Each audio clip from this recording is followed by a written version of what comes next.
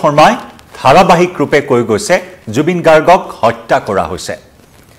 সেই জুবিন গাৰ্গৰ হত্যাকাণ্ড সম্পৰ্কত আজি পুনৰ তাৎপৰ্যপূৰ্ণ মন্তব্য কৰিছে মুখ্যমন্ত্ৰী ডক্টৰ হিমন্ত বিশ্ব শৰ্মাই লগতে মুখ্যমন্ত্ৰী গৰাকী আজি উল্লেখ কৰিছে যে অহা 8 ডিসেম্বৰত জুবিন গাৰ্গৰ হত্যাকাণ্ডৰ চাৰ্জশিট দাখিল কৰা হ'ব নমস্কাৰ প্ৰিয় দৰ্শক মই জয়ন্ত মাধৱ গোস্বামী আপোনাক স্বাগতম জনাইছো নিউজ 18 অসম নৰ্থ ইষ্টৰ ডিজিটেল লাইভলৈ হয় বাৰে বাৰে মুখ্যমন্ত্ৰীয়ে হত্যাকাণ্ড শব্দটো ব্যৱহাৰ কৰিছে জুবিন গাৰ্গৰ মৃত্যুৰ ক্ষেত্ৰত কাৰণ আজি পুৰা 2-3 দিন পূৰ্বেও মুখ্যমন্ত্ৰী গৰাকীয়ে পুনৰবাৰ স্পষ্টকৈ কৈছিল যে তেওঁ ৰাজ্যৰ গৃহমন্ত্ৰীৰ দায়িত্বত আছে গতিকে গৃহমন্ত্ৰীৰ দায়িত্বত থকাৰ হিচাপত তেওঁৰ হাতলৈ বা তেওঁৰ সন্মুখলৈ কিছুমান তথ্য আহিছে বিস্ফোৰক তথ্য আহিছে আৰু সেই তথ্যৰ ভিত্তিত মুখ্যমন্ত্ৰীয়ে স্পষ্টকৈ উল্লেখ কৰিছে এসআইটিয়ে কোৱাৰ পূৰ্বেই মুখ্যমন্ত্ৰীয়ে স্পষ্টকৈ উল্লেখ কৰিছে যে জুবিন গাৰ্গক হত্যা কৰা হৈছে জুবিন গাৰ্গৰ সিংগাপুৰৰ ৰহস্য মৃত্যুৰ পাছতে মুখ্যমন্ত্ৰী গৰাকীয়ে জুবিন গাৰ্গক হত্যা কৰা হৈছিল বুলি কৈছিল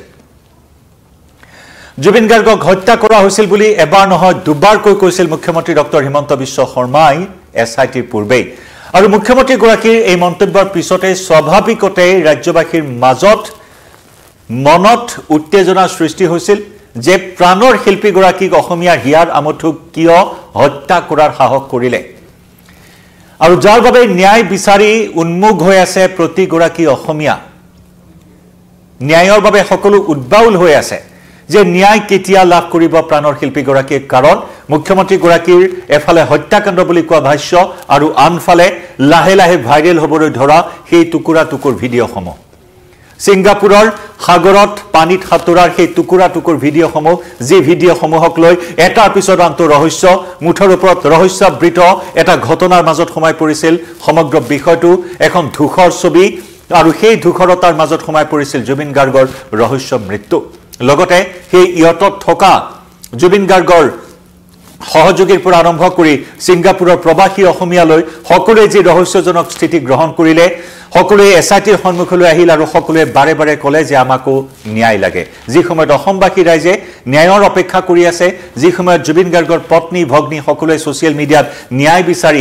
#justice4Jubin Garg লিখি আছে তেনে সময়তে এসআইটিত হাজিৰা দিবলৈ অহা সিংগাপুৰীয়া অসমীয়াসকলে কৈছিল সংবাদ মাধ্যমৰ সন্মুখত যে তেওঁলোকেও ন্যায় বিচাৰে আৰু এই বিষয়সমূহে কৰবাত প্ৰশ্নবোধকৰ সৃষ্টি কৰিছিল যে হসাকৈ ষড়যন্ত্ৰ হৈছিল নেকি প্ৰাণৰ শিল্পী গৰাকীৰ মৃত্যুৰ ক্ষেত্ৰত হসাকৈ হত্যা কৰা হৈছিল নেকি আৰু সেই নানা ধৰণৰ প্ৰশ্ন নানা ধৰণৰ সন্দেহ নানা ধৰণৰ ৰহস্যক মুখ্যমন্ত্ৰী গৰাকীয়ে এটা শব্দতে প্ৰকাশ কৰিছে যে জুবিন গাৰ্গক হত্যা কৰা হৈছে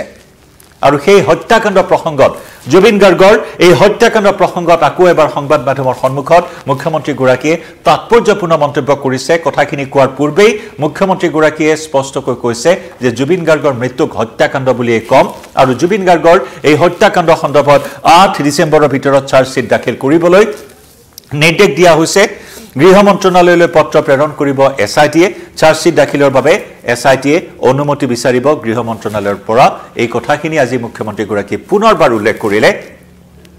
যত মুখ্যমন্ত্ৰী আজি পুনৰবাৰ স্পষ্টকৈ ক'লে যে জুবিন গাৰ্গক হত্যা কৰা হৈছিল বা জুবিন গাৰ্গৰ হত্যাকাণ্ড সম্পৰ্কত চাৰ্জশিট দাখিল কৰিব এসআইটিয়ে অহা 8 ডিসেম্বৰত কাৰণ 17 ডিসেম্বৰ আছিল ডেডলাইন চাৰ্জশিট দাখিলৰ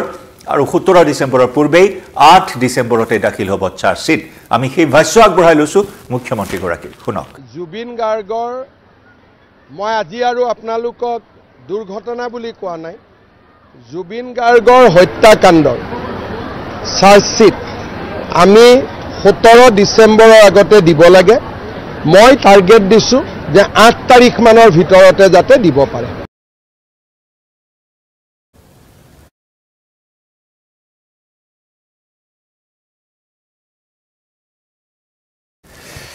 আৰু হিয়া মুখ্যমন্ত্ৰী গৰাকীৰ ভাষ্য আমি আপোনালোকক শুনাইছো লগতে আমি পুনৰ শুনাবলৈ চেষ্টা কৰিম মুখ্যমন্ত্ৰী গৰাকী আজি আকৌ এবাৰ সংবাদ মাধ্যমৰ সন্মুখত এই কথাখিনি স্পষ্টকৈ উল্লেখ কৰিলে যে জুবিন গাৰ্গৰ হত্যাকাণ্ড বুলিয়ে কম এনেদৰে তেওঁ আৰম্ভণি কৰিলে কথাখিনি আৰু সেই মৰ্মে আজি আকৌ এবাৰ এই বিষয়টো প্ৰাসংগিক হৈ পৰিছে যে মুখ্যমন্ত্ৰী গৰাকীয়ে যেতিয়া জুবিন গাৰ্গৰ মৃত্যুক হত্যাকাণ্ড বুলি কৈছে তেতিয়া হলে এই গভীৰ ষড়যন্ত্ৰ সোনকালে ফাদিল হ'ব লাগে এই হত্যাকাণ্ড প্ৰাণৰ শিল্পী গৰাকীৰ হত্যাকাণ্ড আসলতে এই শব্দটো কবলৈ বুকু কপি উঠে এই প্ৰাণৰ শিল্পীগৰাকীক হত্যা কৰা হৈছে এই কথা সপোনৰো অগোচৰ ভাবিলেই ভয় লগা এটা কথা য'ত মুখ্যমন্ত্ৰীগৰাকী আজি আকৌ এবাৰ স্পষ্ট কৰি দিলে এই কথাখিনি আকৌ এবাৰ স্পষ্ট কৰি দিলে যাক লৈ আজি ৰাইজৰ মাজত পুনৰ প্ৰতিক্ৰিয়াৰ সৃষ্টি হৈছে পুনৰ আগবঢ়াইছো সম্পূৰ্ণকৈ মুখ্যমন্ত্ৰীগৰাকীৰ সেই ভাষ্যখিনি জুবিন গাৰ্গৰ মই আজি আৰু আপোনালোকক দুৰ্ঘটনা বুলি কোৱা নাই জুবিন গাৰ্গৰ হত্যাকাণ্ডৰ চাৰ্জশ্বিট আমি 17 ডিচেম্বৰৰ আগতে দিব লাগে মই টাৰ্গেট দিছোঁ যে 8 তাৰিখ মানৰ ভিতৰতে যাতে দিব পাৰে আৰু আমি সকলো ফালৰ পৰা এতিয়া প্ৰস্তুত বিদেশত যদি কিবা ঘটনা হয় চাৰ্জশ্বিট দিয়াৰ আগতে গৃহ মন্ত্ৰালয়ৰ এটা অনুমোদন লাগে কালি মই গৃহমন্ত্ৰী অমিত শ্বাহ ডাঙৰীয়াকো সাক্ষাৎ কৰি আহিছোঁ যাতে আমি অনুমোদনটো সোনকালে পাব পাৰোঁ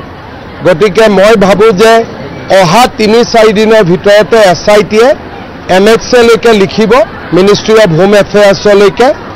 অনুমোদন আমি পাই যাম আৰু লগে লগে আমি লাষ্ট ডেট 8-9-7 আমি চাৰ্জশ্বিট দি দিম আমি অসম চৰকাৰ এটকাও দিয়া নাই না অসম চৰকাৰ আপোনালোকে RTI মাৰিব পাৰে অসম চৰকাৰ একো নাই মইতো নাজানো কিন্তু মই জানো যে অসম চৰকাৰৰ কোনো বৰঙণি নাই আৰু 2-এজন সাংবাদিক গৈছিল কিন্তু 2-এজন সাংবাদিক গৈছিলে আৰু বেংককতো গৈছিলে সাংবাদিক আমি কোনো যোৱা নাই জুবিন গাৰ্গৰ মই আজি আৰু আপোনালোকক দুৰ্ঘটনা বুলি কোৱা নাই জুবিন গাৰ্গৰ হত্যাকাণ্ডৰ চাৰ্জশ্বিট আমি 17 ডিচেম্বৰৰ আগতে দিব লাগে মই টাৰ্গেট দিছোঁ যে 8 তাৰিখ মানৰ ভিতৰতে যাতে দিব পাৰে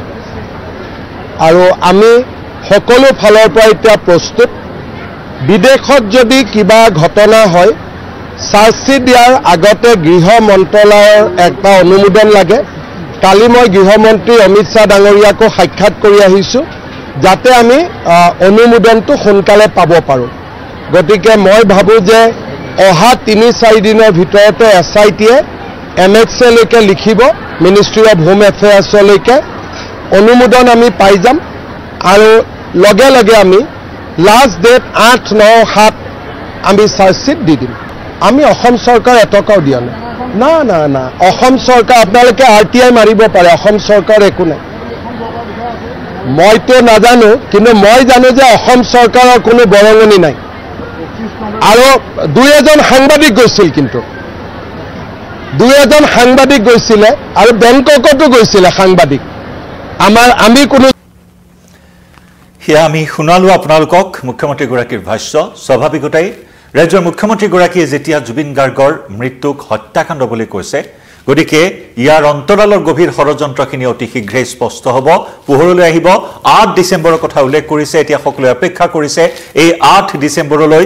8 ডিচেম্বৰত হয়তো অসমবাসীৰ ৰাইজে আজি অতদিনে অপেক্ষা কৰি থকা প্ৰাণৰ শিল্পীগৰাকীৰ মৃত্যুৰ প্ৰকৃত কথাখিনি জানিবলৈ সকলোৱে যি উদ্বাউল হৈ আছে সকলো উন্মুখ হৈ আছে কোনেও এই মুহূৰ্তলৈকে শুব পৰা নাই ভালদৰে কোনেও খাব পৰা নাই কোনেও ওলাই যাব পৰা নাই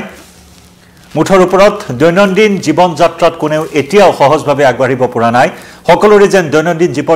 জীৱন যাত্ৰা বিপৰ্যস্ত বিধ্বস্ত হৈ আছে প্ৰাণৰ শিল্পীগৰাকীক হেৰুৱাই তাকো এটা ৰহস্যজনক পৰিস্থিতিত গতিকে সেই বিষয়টো অতি শীঘ্ৰেই পোহৰলৈ আহিব বুলি এই মুহূৰ্তত আশা প্ৰকাশ কৰিছে মুখ্যমন্ত্ৰীগৰাকীৰ এই ভাষ্যৰ পৰাই য'ত নেকি মুখ্যমন্ত্ৰীগৰাকী আজি আকৌ এবাৰ কৈছে মই দুৰ্ঘটনা বুলি নকওঁ জুবিন গাৰ্গৰ হত্যাকাণ্ড বুলি কৈছে আৰু হত্যাকাণ্ডৰ চাৰ্জশ্বিট 8 ডিচেম্বৰত দাখিল কৰিবলৈ SITয়ে গৃহ মন্ত্ৰালয়ৰ অনুমতি বিচৰাৰ কথা মুখ্যমন্ত্ৰীগৰাকী আজি এইখিনি মুহূৰ্তত প্ৰকাশ কৰিছে গতিকে প্ৰিয় দৰ্শক আমি সকলোৱে অপেক্ষা কৰি থকা এটা বিষয় মুখ্যমন্ত্ৰীগৰাকী ইয়াৰ পূৰ্বে 2-3 দিন পূৰ্বে মন্তব্য কৰি কৈছে যে যিসকলে মুখ্যমন্ত্ৰীয়ে হত্যাকাণ্ড বুলি কোৱা বিষয়টোক লৈ প্ৰতিক্ৰিয়া প্ৰকাশ কৰিছিল তেওঁলোকৰ মুখত এতিয়া জোকৰ মুখত চূণ পৰাৰ দৰে হ'ব SITয়ে চাৰ্জশ্বিট দাখিল কৰাৰ পিছত লগতে মুখ্যমন্ত্ৰীগৰাকীয়ে উল্লেখ কৰিছিল যে জুবিন গাৰ্গৰ SITৰ প্ৰতিবেদনত এনেকুৱা বিস্ফোৰক তথ্য থাকিব যি নেকি অসমবাসী ৰাইজৰ হজম হ'বলৈ যথেষ্টখিনি সময়ৰ প্ৰয়োজন হ'ব স্বাভাৱিকতেই জুবিন গাৰ্গ এনেকুৱা এটি হত্যা যি নেকি মৃত্যুৰ পূৰ্বৰে পৰা মৃত্যুৰ পিছলৈ এতিয়ালৈকে অসমীয়া জাতিক একতা দোলেৰে বান্ধ খুৱাই ৰাখিছে আজিৰ এই মুহূৰ্তখিনিলৈকে মৃত্যুৰ সময়ত চতুৰ্থ বৃহৎ সমাৱেশ সোশ্যাল মিডিয়াত বৃহৎ ডিজিটেল কেম্পেইন অব্যাহত আছে জুবিন ক্ষেত্ৰত যে নেকি জাতি ধৰ্ম নিৰ্বিশেষে উচ্চ নিচ সকলো নিৰ্বিশেষে জুবিন ক্ষেত্ৰত জুবিন গাৰ্গৰ সান্নিধ্য বিচাৰি অনুৰাগীসকলে সদায় ভিৰ কৰিছে মুঠৰ ওপৰত এনেদৰে একতাৰ দুলেৰে বান খুৱাইছে অসমীয়া জাতিক এইগৰাকী প্ৰাণৰ শিল্পীয়ে যি ঈশ্বৰ পুত্ৰ বুলি যাক কোৱা হৈছে গতিকে এই ঈশ্বৰ পুত্ৰৰ হত্যা কৰা হৈছে ইয়াক কেতিয়াও গ্ৰহণযোগ্য হ'ব নোৱাৰে গতিকে মুখ্যমন্ত্ৰীগৰাকীৰ এই ভাষ্যৰ পৰা আকৌ এবাৰ স্পষ্ট হৈছে যে এটা গভীৰ ষড়যন্ত্ৰ আছিল জুবিন গাৰ্গৰ এই ৰহস্য মৃত্যুত আৰু সেই ষড়যন্ত্ৰ অতি শীঘ্ৰে ফাদিল হ'ব আৰু সকলোৱে আশা প্ৰকাশ কৰিছে যে ন্যায় অতি শীঘ্ৰে লাভ কৰিব প্ৰাণৰ শিল্পীগৰাকীয়ে জুবিন গাৰ্গৰ মুখ্যমন্ত্ৰীয়ে কোৱাৰ দৰে এই হত্যাকাণ্ডত জড়িত সকলক কঠোৰৰ পৰা কঠোৰ শাস্তিৰ দাবীত কিন্তু সৰব হৈ আছে অসমবাসীৰ ৰাইজ কোনেও কিন্তু ক্ষমা কৰি নিদিব এইসকল অপৰাধীক জনাই যাম প্ৰতিটো আপডেট প্ৰিয় দৰ্শক ইতিমধ্যে সোশ্যাল মিডিয়াত যি digital campaign #justice for Zubeen Garg অব্যাহত আছে হয়তো আৰু কেইটামান খোজ বাকি জুবিন গাৰ্গে ন্যায় পাবলৈ মুখ্যমন্ত্ৰীগৰাকীয়ে কৰা ভাষ্য অনুসৰি অপেক্ষা কৰিব লাগিব মুখ্যমন্ত্ৰীগৰাকীৰ ভাষ্য অনুসৰি কেনেদৰে প্ৰাণৰ শিল্পীগৰাকীয়ে ন্যায় লাভ কৰে পৰিয়ালে ন্যায় লাভ কৰে প্ৰাণৰ শিল্পীৰ অনুৰাগীয়ে অসমবাসীয়ে ন্যায় লাভ কৰে কাৰণ অসমীয়াৰ প্ৰিয়তম সন্তানেই হৈছে জুবিন গাৰ্গ গতিকে ন্যায় লাগিবই অসমক লাইভৰ পৰা বিদায় লৈছো জনাওক আপোনাৰ মতামত প্ৰতিক্ৰিয়া প্ৰকাশ কৰক কমেন্ট